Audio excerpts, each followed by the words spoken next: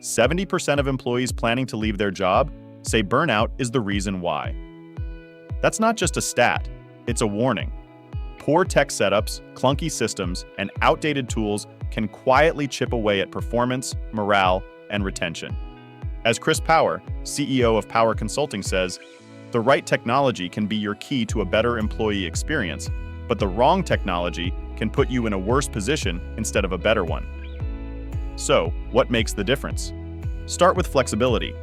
83% of employees in flexible workplaces report positive feelings about their job. Whether it's hybrid or fully remote, the right digital tools, from cloud access to hot desk setups, can help employees transition smoothly and stay productive. Next, focus on performance. Upgrading work devices and introducing self-service portals can reduce bottlenecks, support autonomy, and minimize IT tickets. Communication also matters. Unifying chat, calls, and file sharing on one platform cuts confusion and helps teams stay aligned. Add app performance monitoring and you'll spot problems before they impact users. Security shouldn't be a barrier either.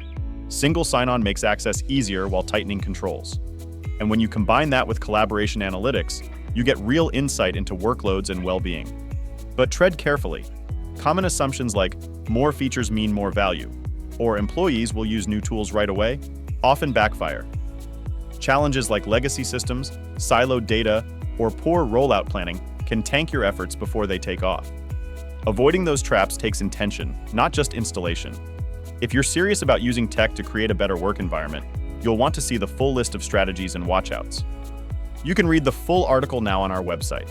And don't forget, you can add this podcast to your Spotify playlist to stay up to date on business technology strategies.